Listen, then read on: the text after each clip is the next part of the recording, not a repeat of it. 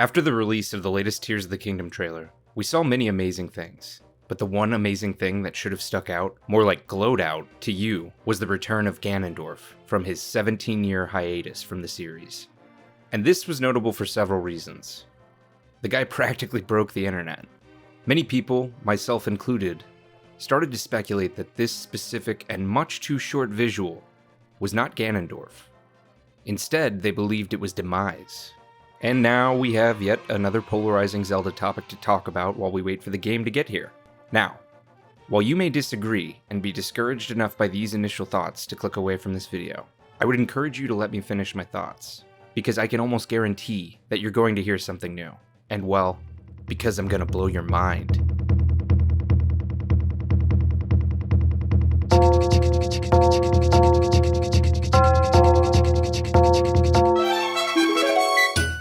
In the reveal trailer for Tears of the Kingdom, we can see a flash of light that casts a shadow on Corpsedorf, and it shows the silhouette of what many people are now calling Ganondorf.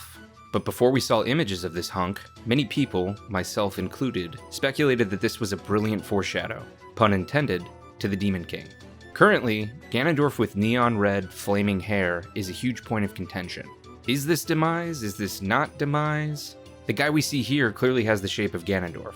When you compare the image with the official Ganondorf art released by Nintendo, we see a one-for-one match.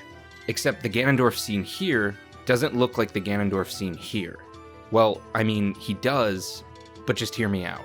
This Ganondorf looks more human, and the Ganondorf seen here, while he sports the same outfit as seen worn by Corpsedorf from earlier trailers from Tears of the Kingdom, has noticeable differences. Differences you probably didn't notice at first glance. I'm going to start with the obvious details first, and then take you down a rabbit hole that will shock you. This Ganondorf's clothing has a scaly presence to it. It's subtle, but it's there.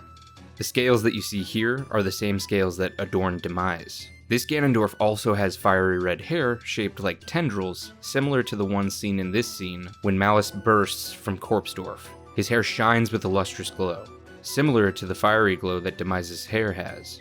The horn that you can barely see here can be seen in two other notable depictions. The first image is at the end of the final Tears of the Kingdom trailer, and the second, more significant image can be seen in the introduction to Skyward Sword when Demise is first described. The mural image of the Conqueror of Time also displays a horn atop the center of his head. This resemblance is, at the very least, uncannily similar. If you thought that was juicy, just wait. It gets even better. First, I want to give you some backstory, as well as a reasonable explanation as to the best reason I can think of why these new demons we're seeing have weapons for appendages, in addition to how demons are created. Demons follow Ganondorf, that's for certain. But Ganondorf does not generate demons. Ganondorf is human. Malice generates demons. And where does Malice come from? It comes from the curse Demise uttered upon being defeated by Link during Skyward Sword. Ganondorf doesn't generate malice. However, Ganondorf not reincarnating beckons the essence bound to his existence, and this is what creates demons. The Calamity Ganon is made of pure malice, for example, which, again, is a response to Corpsedorf not reviving. And the malice portal that we see in this scene is what spawns these Lynels, not Ganondorf. This is further supported by the Blood Moon seen in Breath of the Wild. In Breath of the Wild, Ganondorf is nowhere to be found, and yet, every Blood Moon, all of the demons Link has defeated are resurrected back to life. I've covered this topic in several other videos, so feel free to check out those after this if you're not caught up to speed. The best depiction of this relationship that I can provide for you, oddly enough, is after the Hero of Twilight's last encounter with King Bublin. Upon defeat, this Bokoblin gives Link the key to get into Hyrule Castle, stating that he follows the strongest side, and that's the only side he's ever known. He follows the strongest side.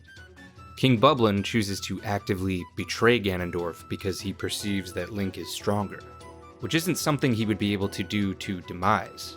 As we see in Wind Waker, the Master Sword is a seal that binds to both Ganondorf and the Demon Tribe. Not just Ganondorf. And the Demon Tribe doesn't belong to Ganondorf. He's just the inheritor of Demise's will. The Demon Tribe originates from Demise, the king of the demons. An interesting point to note is that we don't see odd-looking demons with weapon appendages until Tears of the Kingdom. And what happens at the beginning of Tears of the Kingdom? The Master Sword, that one sacred blade we used to seal Demise's residual consciousness at the end of Skyward Sword. The same blade that Impa, who said the weapon must be watched over so that Demise does not reawaken, again, only talking about the Demon King's residual consciousness here, is broken. If you're debating that Demise's residual consciousness is completely gone, I would urge you to watch this video. The takeaway is that these weapon appendage demons only appear after the Master Sword is broken, implying that this phenomenon is a reaction to the Master Sword breaking. Alright, well, how does this connect to Demise? Demise is the only character ever with an anthropomorphic weapon, Girahim. Girahim can be both a person and a blade, and his master is the Demon King. Well, I guess Vi can do it too, but we never see her fighting. Just trying to play devil's advocate. So demons with weapon appendages is a characteristic specific to Demise, and Demise alone. And as I mentioned, the Master Sword breaking would unleash Demise's residual consciousness. Assuming that Demise's residual consciousness has not fully decayed, remember he's the conqueror of time, which implies that he has the potential to wait it out for an absurdly long time before making a return. He would need a vessel or a host to harbor that residual consciousness, and this vessel would be dehydrated Ganondorf. Now, if you're questioning this, consider the characteristic of possession in relation to Ganondorf and Ganon. Ganondorf can possess others. We see this in Twilight Princess when he uses Zelda's body to fight Link, and Ganon, the demon form of Ganondorf, can be possessed. We see this in A Link Between Worlds when Yiga revives and then possesses Ganon. The eyes of Corpsedorf aren't yellow, the traditional eye color of Ganondorf. The eyes of the newly revived, blatantly dead Ganondorf are a fiery color, similar to the eyes of Demise. The malice from Ganondorf's corpse contaminates Link's arm. If you're familiar with the game over screen of The Legend of Zelda 2, Ganon's remains coming into contact with Link's blood is an encounter capable of reviving Ganon. So the way this scene plays out to me is that the malice, the essence of Demise's curse, which comes from Ganondorf not reincarnating, is what contaminates Link's arm, and possibly fuses with some of his blood, which can revive Corpsedorf, and simultaneously destroys the Master Sword. And boom goes the dynamite. The mind of Demise, not his body, now rests within Ganondorf, cueing the spawn of different looking demons which Link has never encountered before in the Zelda series.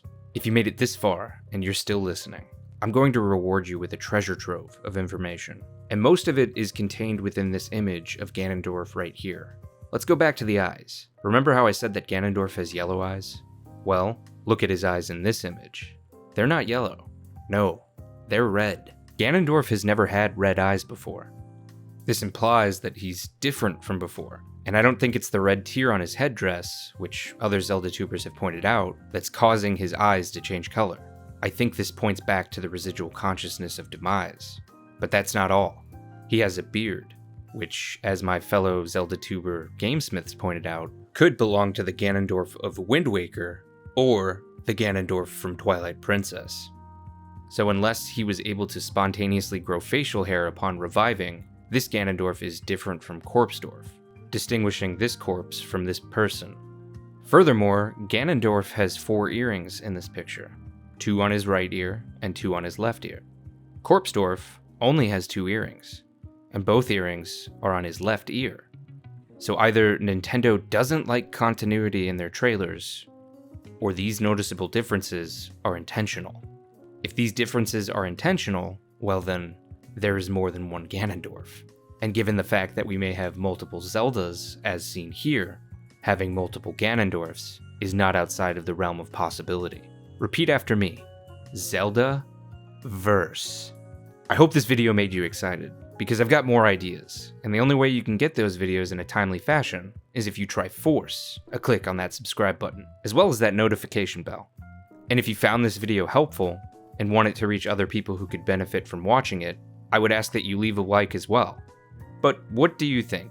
I want to get a discussion going, and I want to hear your thoughts. Leave a comment below, so we can chat more. I sincerely enjoy making these videos for you all, and I want to build a community that can benefit from the obscure bits of information I constantly hunt for. If you haven't seen my video describing my foundational theories for what else you can expect from Tears of the Kingdom, I'll link this video at the end screen.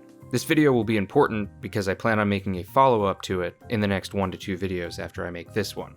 Until then, this is Wiz signing out. I'll see you in the next one.